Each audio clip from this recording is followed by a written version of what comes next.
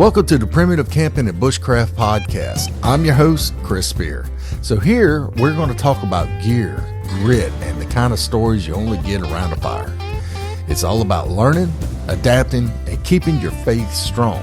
So whether you're a seasoned outdoorsman or just looking to unplug and reconnect, you're in the right place. So pull up a chair by the fire and let's get into it.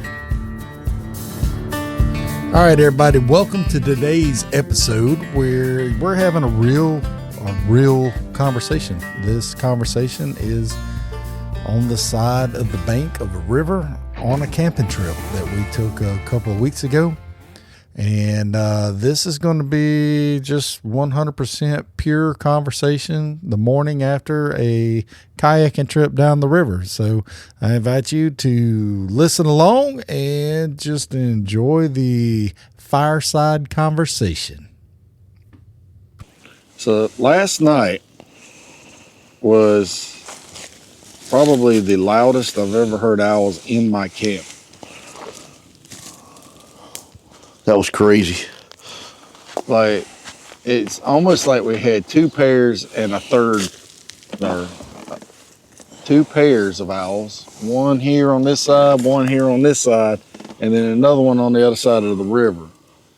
And it was loud. Like, I actually recorded some of it on my phone. I'll probably have to put some of that into this video. Yeah, you should. Yeah, now for the whole story on that, we could hear them for, probably a couple of hours in the distance before.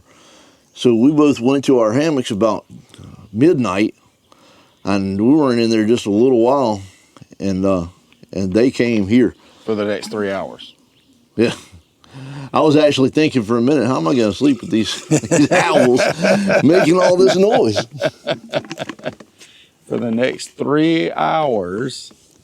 You know, it was nothing but owls all night long. And I could hear them hitting the branches behind where my tarp is whenever they flew in. And I'm like, man, that is crazy. Yeah. So do you think we called them in, or was it a coincidence? Because we were hooting at them. I think we don't sound much like an owl. No, but we were in their territory. Coincidentally, they showed up. Yeah.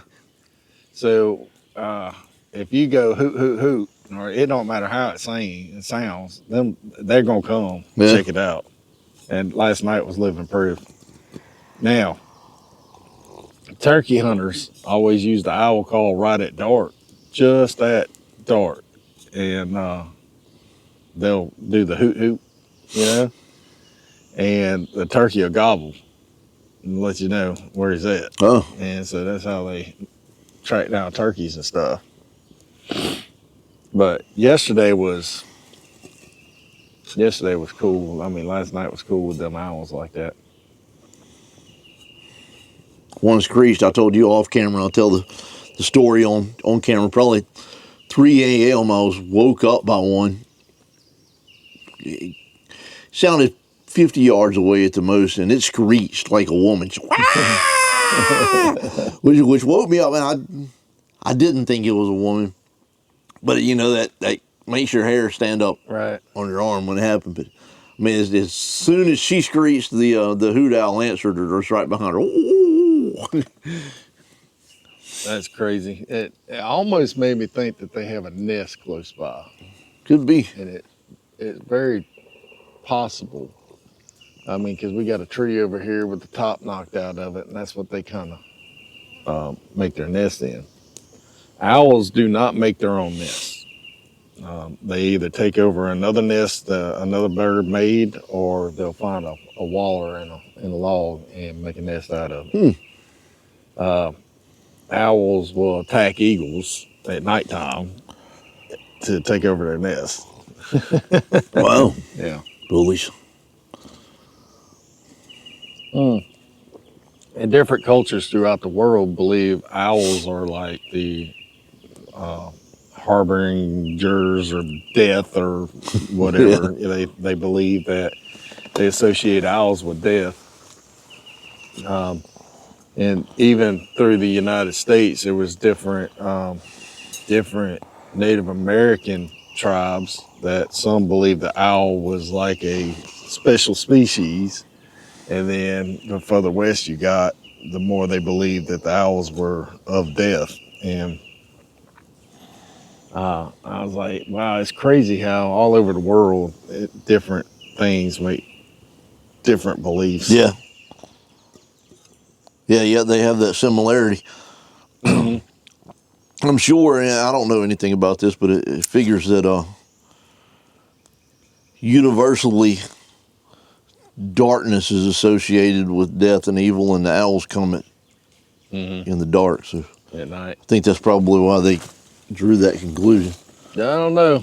Out here, I'm specifically going to reconsider that because we heard them all day in the afternoon, and then this morning they were cracking up in the daylight. So they are very much active during the daytime. Everybody thinks that they only operate at night, but they're very much active in the daytime. It's just that they have to hide because all the other birds will attack them. And so they hide very well during the daytime or fly from place to place.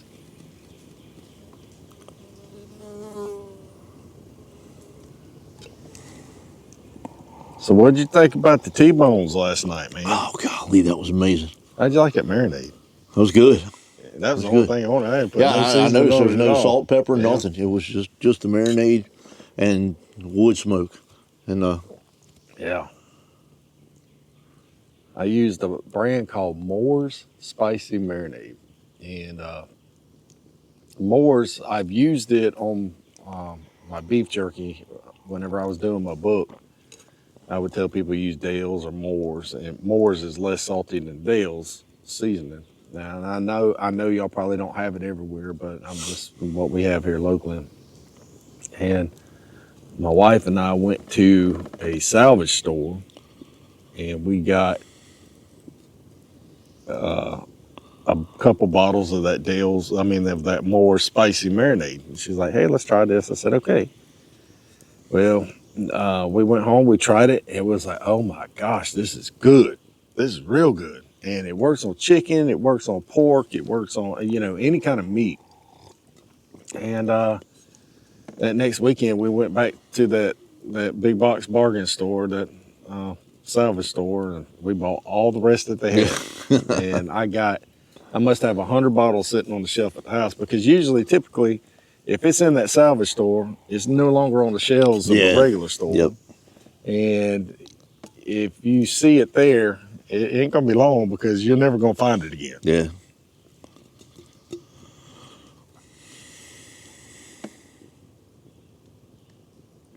Next time, I learned a valuable lesson last night.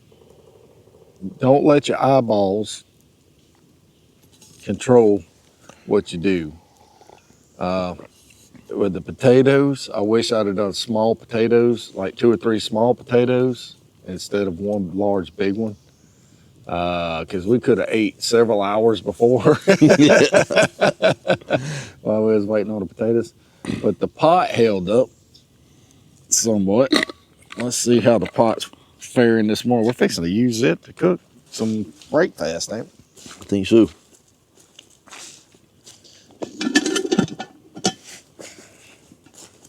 So what I was scared of was that this aluminum pot was going to like warp or melt. And I don't think it warped or melted.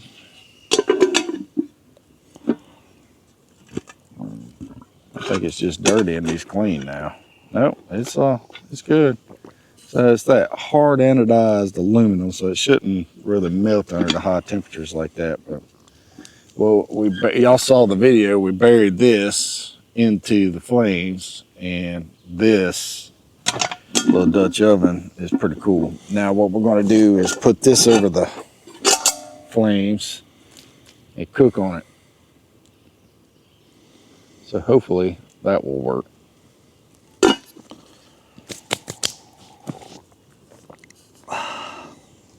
And then we're going to pack up, and then we're going to get on the river and just mosey down. Not really in a big hurry. Yeah. I think Dave's got somewhere to be around 3 o'clock, and it's 9. It's 10 o'clock right now. Yeah. I mean, we made it here in what, 3 hours at the most yesterday. Yeah. Halfway, and that was after spending 30 minutes, exploring that creek. So. Yeah. I kept saying Marco, and I didn't hear no polo, and I was like, oh, I better go back. Oh, coffee. We're going to start a new segment on our videos called Coffee Time. Yeah. Where we sit around drinking our coffee and talk about the trip so far. That's a good idea. Yeah. Coffee time.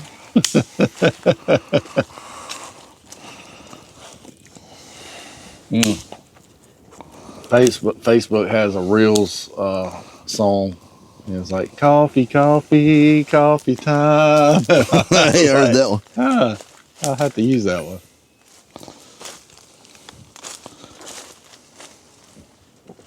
Man, I'm telling you, that is really some good coffee, dude. It is.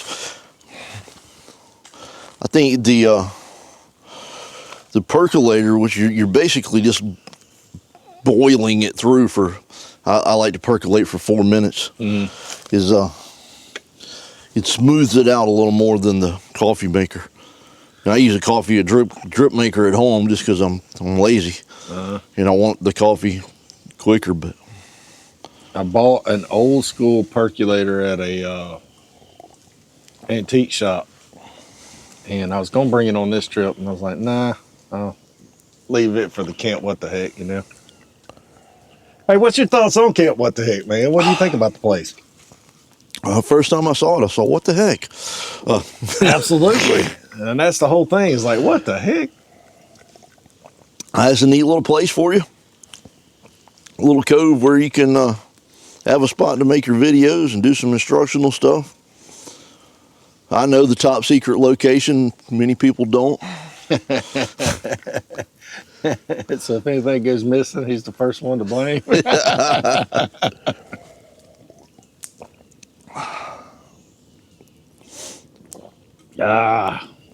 What a beautiful day, man. What a beautiful day.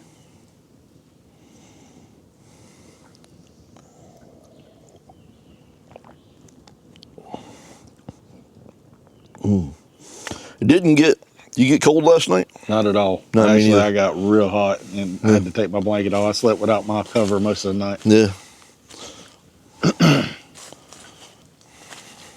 Me At too. one point, I actually thought about just getting out and laying down on the ground.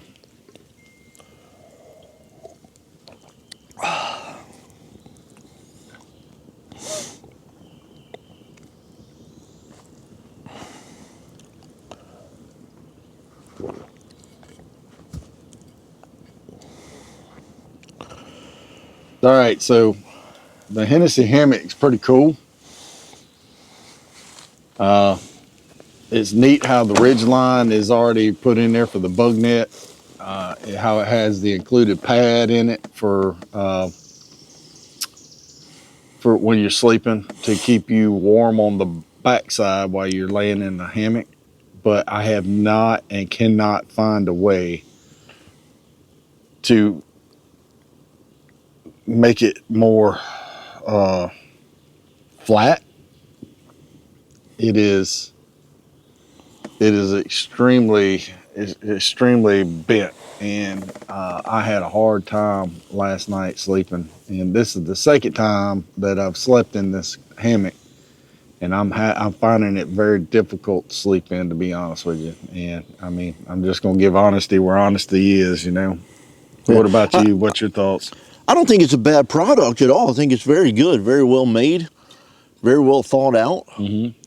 I like the ridge line kind of takes the guesswork out of getting the angles right, if it's right. But I'm with you. I have a cheaper hammock that's, I guess it's a bit wider and it feels a little bit flatter to lay in. But there again, it's not the same quality. Didn't come with a tarp, your guy lines Yeah. and everything on this one. You know, this one, they spared no expense making this one, and it's great. The system is good, and I'm sure it's perfect for some people. Yes. And some people are going to love it, and it's going to be their most favorite hammock they got, and it's the one they're going to bring every time. Right. You know, and I'm not saying I wouldn't sleep in it again. It's probably not going to be my go-to every trip by far. Right. So we reviewed another product last year, the NightCat lay flat hammock, and it is 1/3 of the price of this one, and I'm actually leaning more towards using that one as my official hammock. Well, see, there's where the personality comes in and preferences. I like the NightCat on the ground because it also makes a ground tent, a convenient little ground tent. But trying to sleep in it hung as a hammock, I hated it. Did you? You just it stretched overnight and dipped and I was miserable. So when it comes to camping, it's all about personal preference. Yeah. It's not about the latest and flashy gear or the price of your gear. You know, you could actually use a $15 hammock without a bug net and buy an extra bug net and go over it and have no problem. These ones with the bug nets built into them, it's called the Jungle Explorer or something like that. It's what's this one called? The Four Explorer Seasons? XL. Yeah, Explorer XL. And I love the bug net. I love the design of this hammock. I love the design. Like if there was a way to adjust the ridge line in this hammock to make it to where it would lay flatter. And then you have Dave that don't like the flat. He likes it, you know. But ultimately, early this morning, I was balled up in the fetal position, just trying to get some sleep. Yeah, that's how I slept too. And really, I don't hate it. That's one thing nice about a hammock is there's no pressure points. Yeah. So you don't wake up with your hip hurting and stuff, other than maybe if you're bent in a weird angle. Yeah. But I wake up even at home when I sleep. I flip all over and I'm all in weird positions, and I'll wake up with my arms asleep because my head's pinching off the nerves or something. Right. You know, that doesn't happen in a hammock. I'm flipping and flopping for other reasons, but not because parts of my body are going to sleep. All in all, I mean, even through all the book that I wrote, I love a hammock, and I made that clear. I love hammock camping. One, you're up off the ground, and so it's cooler in hotter weather. And two, the bugs are not going to get on you as much as if you laid on the ground. If I'd laid on the ground last night, I'd had spiders crawling all over. Yeah, there's bugs way up in this Dolph on the ground in here. And so I'm glad I wasn't on the ground. And then, because there ain't nothing worse than waking up to a big old wolf spider the size of a 2-inch diameter and on your face. And I've had that happen to me before. Even in the middle of winter, I've had the wolf spider get on me when I was sleeping on the ground. Yeah. Well, you were a warm spot. Yeah, I know. You're a warm spot, and they're coming to get it. But I love hammock camping. And I will continue till I find the absolute perfect hammock. Yeah. The shame is with the price of some of this gear. I mean, these Hennessy hammocks they're not cheap by my book. I mean, by some people's, what they spend on outdoor stuff is right. It would be very reasonable, but that's kind of high dollar. So if you get something and then it's not really for me. Like if I spent the money and bought that, I'd be kind of disappointed. Yeah. Then what do you do? I mean, what you can try to resell it on the aftermarket on eBay or something and recoup some of your money and try something else, but then you're just buying and buying and buying until you find that right one. Yeah. So I really like the idea of what you said about the gear. Some people will spend exuberant amounts of money to buy a piece of gear, and then they will take that gear and they're like, man, I really don't like this, but I guess that's what the pros use, so that's what I got to use. And then they will suck it up, and then if finally they just get used to it, not knowing that hey, there's a better piece of gear out there that you could have bought for half the price. And that's like solar lanterns. You have solar lanterns that are $100 a piece, and then you got solar lanterns that you can find at a thrift shop or Walmart or something for $15 a piece. But ultimately, they do the same job. Yep. Yeah.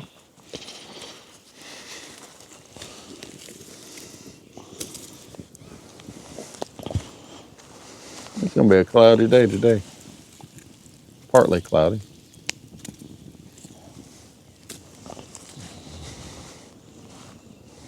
That's just like propane stoves. You got a dime a dozen on them things, son. I mean, a dime a dozen.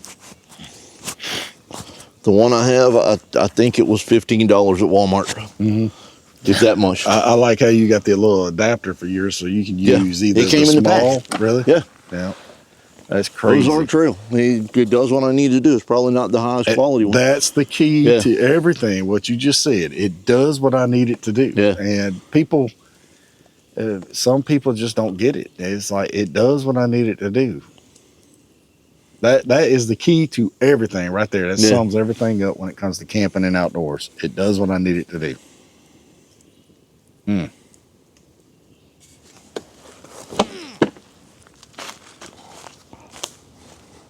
So, I guess we get us a nice little bed of coals and then cook us a nice little breakfast. Yep. A little coffee left. You need another shot? No, I'm good right now. All right.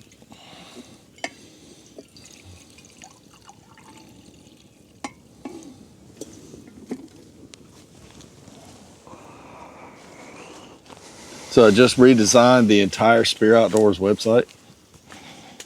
I redesigned the entire store. I redesigned everything. So now when you log on to Speir Outdoors, click the merch section. They got the coffee cups.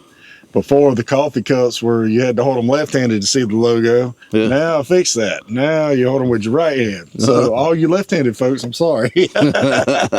Maybe I should do another one and do one for left-handed. You don't have a left-handed option? No, they did not. Well, they do, but you can only do one at one. Yeah. And I tried to get it where I put the logo on both sides, but they won't let you have that option.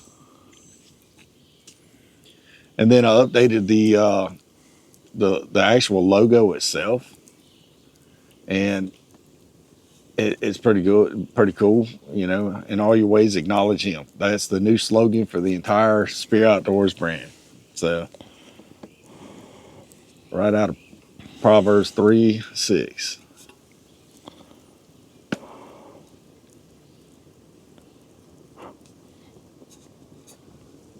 So that seems to be the direction that everything is going in.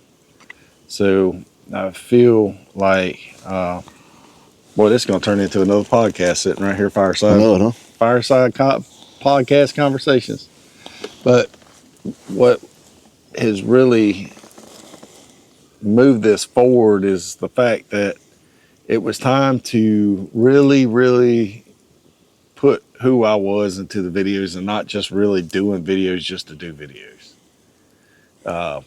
Like going on camping trips with friends, having the conversations, talking, doing things, I'm still going to do the tips, tricks, techniques, and stuff like that, but it's going to be more meaningful, not more random. As before, I was just filming stuff just to have a video. Now it's going to be on purpose. Now there's going to be a whole, in this podcast, blah, blah, blah, everything's going to be interconnected. So it's going to be the podcast. And then from the podcast, it's going to be all the tips and tricks and techniques. And then how to do this, where to go, how to do that. And so everything is going to be coming right back around full circle. So it's been a lot of work. I've spent I am not a website engineer. HTML is a dirty word to me. I don't know Cascade style sheets and HTML and all this stuff that you got to know in order to do websites, but I've figured it out. I've spent the last couple of weeks just hashing out how do I fix this and what I do, because you could pay somebody to do something, and in the end, it's still not going to be the way you exactly want it. And then it'd be like, no, we couldn't do it that way because, and I'm like, well, that's not what I wanted. You know, what I wanted was, and that was what my problem was with the website in the beginning, but I just went with it, and it was expensive, you know, a couple $1,000 getting some dude to do a website. So now, if anybody needs a website, let me know. I'm proficient in it. I'm joking. I'm joking. Yeah. Well, when I set up our church website several years ago, thankfully I had a friend who was who knew how to do it, and he did it for a few $100. But from there, I didn't know what to do with it afterwards. You know, so it never got updated. It never got changed. You know, because it's not like on Facebook. You know, just post something. You know, you just there's more to it, and I could have figured it out too, but I didn't want to. Yeah. I didn't want to put the time into figuring it out. So. Well, dude, I was spending 12, 14, sometimes 16 hours a day sitting there just hashing through, trying to read up on how does you do this? What do you do that? You know. So it's been a very.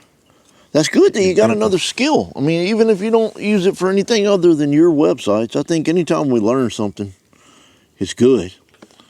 It's good for us. But when you relate that back to camping or survival, if you don't keep practicing that skill, you eventually forget it. You're like, man, I remember I remember I used to could do this. How did I do that? And then you keep going back through it. It's the same thing with, like you mentioned last night in the podcast. Look, if y'all haven't seen that podcast, you're missing out. It's going to be an awesome podcast. But like you mentioned last night, that, you know, people always assume that they can rub two sticks together to start a fire. Yeah. If you ain't practiced, you ain't doing it. You ain't going to do it. There's a lot more involved in it. And it took me years to figure it out until of course you could pay and go to one of these bushcraft or survival schools. But if you understand the three elements that you have to have a shelter, you have to have heat or warmth, fire, and you have to have water. Those three things. You got those three things, you can survive any situation anywhere. Because you can go a long time without food. Yeah. But these people, you know, you could go to these classes, you can learn how to do these things. And it's, you can pay the money, or you could just go on YouTube and you can figure it out on YouTube. I'm telling you what, YouTube University is an awesome resource to get your education. There's a lot of people on there that do it right. There's a lot of people on there that do it different. There's a lot of people on there that do it completely wrong. But so you have to pay attention to what you're watching. Yeah. Especially when you get into religion. Yeah. When you get into religion and Christianity, son, there's a lot of people in there that do it right. There's a lot of people that do it wrong. And there's a lot of people that do it just off the wall like, hey, something's up with this, you know? Yep. You got to be very careful. And that's with everything in life. Everything in life.